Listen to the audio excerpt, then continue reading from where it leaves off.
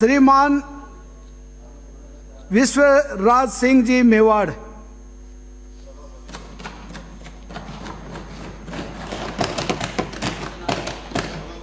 आपने मुझे मांग संख्या 45 में बात रखने की अनुमति दी, जिसके लिए आपको धन्यवाद। वन और पर्यावरण, इन दो विषय पे इन सालों में इतनी चर्चा हो रही है कि मान लो वे एक कोई नया खोज हो। पर्यावरण की जो महत्वपूर्णता है हमने सदियों से माना है, लेकिन इन सालों में जो पर्यावरण को जकड़ के रखने की कोशिश कर रहे हैं जो वैज्ञानिक है, उन्होंने भी पर्यावरण की महत्वपूर्णता मानी है। फिर भी स्थिति तो यह है, ख़ास तौर से बड़े शहरों में, कि कोई एक पेड़ भी लगाए तो चर्चे का विषय हो जाता है। वन विभाग के अनुसार 1960-61 में राजस्थान का वन क्षेत्र 39,420 स्क्वायर किलोमीटर्स था, जो 2019-20 में 32,845.3 स्क्वायर किलोमीटर्स पे आ गिरा। यह अपने आप में वन विभाग की कार्यशैली बताता है, लेकिन वन क्षेत्र घटना सिर्फ वन विभाग की जिम्मेदारी नहीं है। अलग भी काम होते हैं जिसके कारण वन क्षेत्र कम होता है, जो दूसरे विभागों की जिम्मेदारी है। एक मशहूर पर्यावरणविद जॉन म्योर ने ये खूब कहा है, वे भगवान ने पेड़ों को संभाला है, अकाल, बीमारी, हिमस्खलन, हजार आंधियों और बाढ़ों से बचाया है, मगर मूर्खों से न बचा पाए। यह एक कटु शब्द है, कटु वाक्य है, लेकिन ये सच है, क्योंकि पर्यावरण के जो नुकसान पहुंचाते हैं वे आमतौर से या तो घमंड से करते हैं, अहंकार से करते हैं, या खुद के स्वार्थ के लिए करते हैं। और पर्यावरण ऐसी चीज़ है जो सबके लिए है, पर्यावरण का असर सब पे पड़ता है। तो अगर कोई पर्यावरण को अपना मान के पर्यावरण को नुकसान पहुंचाए तो उनके लिए हम और क्या करेंगे। यह एक इत्तेफाक है कि 1960-61 से 2019-20 तक सरकार ज़्यादातर विपक्ष दल की ही रही है। और हम सबको भी याद है या मालूम तो होगा कि 60-61 में बड़े शहरों में हरियाली थी और छोटे शहरों में पर्यावरण साफ था, लेकिन जो भी पर्यावरण के नीतियाँ थे वो तो कागज़ पे रह गए, जो हम आज भुगत रहे हैं। दुनिया भर में पर्यावरण के लिए नीतियां हैं जो दुनिया भर मानती है। ख़ास तौर से है कि हमको पर्यावरण के प्रति सावधानी दिखानी चाहिए। जहाँ नुकसान हो रहा है वहाँ बंद करें, नुकसान शुरू की जगह से बंद करें, जो नुकसान कर रहा है वही भरपाई करे, वही सुधार करे। और एकीकरण का सिद्धांत कि पर्यावरण कोई एक विभाग की जिम्मेदारी नहीं है, सब विभागों को साथ में मिल के पर्यावरण संभालना है। वनीकरण भी पर्यावरण का एक भाग है और इसके भी कुछ सिद्धांत हैं जो दुनिया भर में माने गए हैं। एक कि जहाँ हरियाली हो, जहाँ जंगल का ज़्यादा नुकसान ना हो, वहीं से शुरू करें। जो स्थानीय लोग हों उनको साथ में लेके चलें। वनीकरण के साथ और भी उद्देश्य जोड़ें, जैसे कि कार्बन फुटप्रिंट घटाना या दूसरे पक्षी जानवरों को, पौधों को संभालना। आप जिस जगह पे शुरू करते हैं वहाँ पे ध्यान रखें, अगर जंगलों के बीच में करेंगे तो बेहतर होगा, जंगल जोड़ पाएंगे। आप जो पेड़ लगा रहे हैं प्रकृति के अनुसार लगाएं, वहीं के पेड़ लगाएं, बाहर से पेड़ न लाएं। अगर आपको अलग अलग पेड़ चाहिए तो भी वहीं के पेड़ लगाएं। जिन पेड़ों पे ज़्यादा ध्यान रखना पड़े वैसे पेड़ न लगाएं। आप ध्यान रखें कि जो बीज है, जो पौधे हैं वो कमज़ोर ना हो। पहले छोटी जगह में शुरू करें, सफलता हो तो बड़ी जगह पे जाएं। और अंत में जो वनीकरण के साथ दूसरे लाभ भी जोड़े हैं, जैसे जो वन से जो उत्पन्न होते हैं या जो कार्बन क्रेडिट है। तो ये अब की बार जो है, जो राजस्थान सरकार की जो बजट है, ये पहला ग्रीन बजट है। और ग्रीन बजट का एक उद्देश्य तो है कि पर्यावरण को संभालना। एंड जो लोग जो पर्यावरण के प्रति काम करते हैं उनके लिए भी लाभदायक योजनाएँ हैं।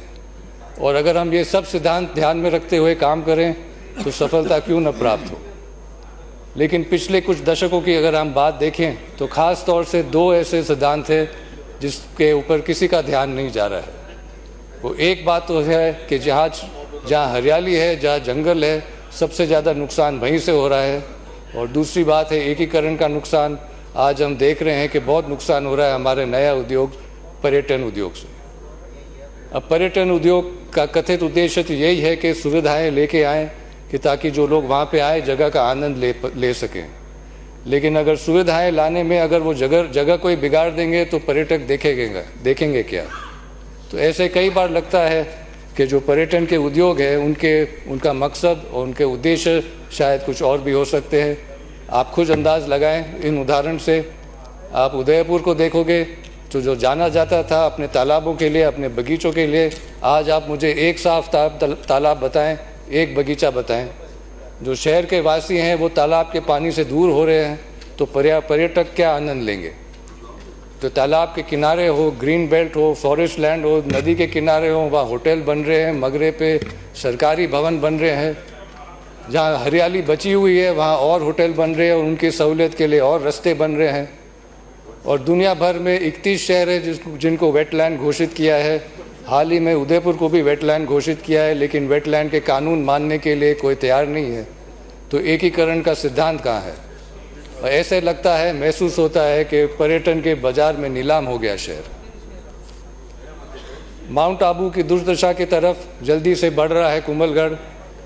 जो जंगलों से उभरता हुआ एक किला था, अब बहुत जल्दी से होटलों से उभरता हुआ नजर आएगा। हल्दी घाटी जो एक रण क्षेत्र है, वहाँ अगर आप कोई इमारत बनाएंगे कि नज़र आएगी तो वहाँ पर वातावरण ख़राब हो जाएगा। और जो हज़ारों ने वहाँ बलिदान दिया है उनका निरादर। नाथद्वारा का आप देखेंगे तो आप हर पहाड़, हर मगरे पे रास्ते बन रहे हैं, इमारत बन रहे हैं। हम स्कूल में तो पेड़ लगाते हैं, बच्चों को सिखाते हैं, लेकिन उनको अपनी नज़र ऊपर घुमानी है और वो देखेंगे मगरों का जो कत्ल हो रहा है। तो इन सब चीज़ों की तो जांच तो चाहिए, और अगर आवश्यकता हो तो नीतियों को भी बदलना ही है। जल भी पर्यावरण का एक बहुत महत्वपूर्ण अंश है, और जो सैटेलाइट फोटोग्राफ्स है वो साफ दिखा रहे हैं कि पिछले दशकों से जो भी जलाशय है, जल स्रोत है, वो कम होते जा रहे हैं, सूखते जा रहे हैं। International journal of water resources and arid environments के 2013 के पब्लिकेशन में दक्षिण राजस्थान के लिए यह कहा गया है कि the environmental status has change alarmingly during the last 6 decades with ruthless destruction of forest cover over the hills, followed with increase in soil erosion, sediment transportation, siltation, drying up of lakes, dams and surface water sources, lowering of the water table from 5 to 10 meters to 50 to 100 meters.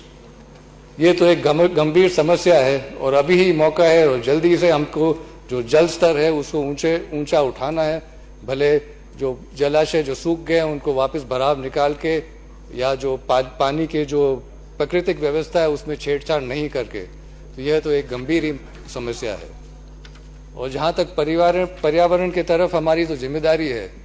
एक जो है एक मूल American जो वहाँ के आप कह सकते हो आदिवासी या जनजाति, उन्होंने कहा है कि धरती जो है हमने अपने पुरखों से विरासत में नहीं मिली है, हमने इसको हमारे बच्चों के लिए उधार पे लिया है। और यह एक ऐसा उधार है जो कहीं बजट में नज़र नहीं आएगा, और इसको चुकाना सबसे महत्वपूर्ण और सबसे महंगा पड़ने वाला है। और जहाँ तक वन विभाग के जो आंकड़े हैं कि इतना क्षेत्र वन विभाग का है, आप इस उदाहरण से और आप अंदाज लगा दें कि नाथद्वारा क्षेत्र में 1970 में 50 बीघा जमीन चारगाह से बिलानाम कर दी गई, नाथद्वारा नगर पालिका को सौंपी थी।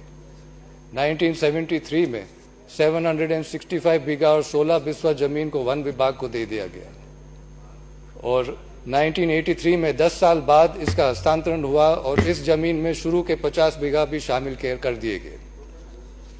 93 में यह पाया गया कि इस जगह में से 286 बीघा और 18 बिस्वा जमीन पे अनधिकृत अतिक्रमण हुआ है। 2006 के आदेश में यह भी तय हो गया कि इस अतिक्रमण जमीन को वन विभाग की संख्या में गिना जाए। और 2019 में अंत में अजमेर से आदेश आया है कि यह जो जमीन भले वन विभाग की है या आबादी की है, यह 2 विभागों के बीच की बात है जो मुख्य सचिव जयपुर तय करेगा। अब इन सब गतिविधियों का नतीजा तो यह है कि भ्रष्टाचार हुआ, अतिक्रमण हुआ, लेकिन जो लोगों को सरकार ने पट्टे दिए हैं वो लोग अपने हक से वंचित रहे हैं। और ये दोहरी नीति तो साफ है, जहां एक जगह ग्रीन बेल्ट में फॉरेस्ट लैंड पे सरकारी भवन बन रहे हैं, होटल बन रहे हैं, और यहाँ 55 साल के लिए जिन लोगों को पट्टा मिला है वो अपने हक से वंचित है। अब 2019 से 2023 तक इस ऑर्डर पे काम क्यों नहीं हुआ, वो हम अंदाज क्या लगाएं। हमको पता है उस समय सरकार किसकी थी, लेकिन अब जो है मैं मुख्यमंत्री जी से और वन और पर्यावरण मंत्री जी से आग्रह करता हूं कि आप जो है शासन के जो संवेदनाशीलता है, उससे आप प्रशासन की जो गलती है वो प्रशासन से सुधारें ताकि लोगों को अपना हक मिल सके। 1970 से 2025 ये कोई कम समय नहीं है। और अंत में मैं ये भी कहना चाहता हूँ कि अगर वन विभाग के आंकड़े सही है तब भी यह पूरे राजस्थान क्षेत्र का 10वां भाग भी नहीं है, जो अपने आप में एक खतरे की घंटी है। आप सब ने मेरी बात सुनी, जिसके लिए आपको बहुत बहुत धन्यवाद। श्री रामकेश जी।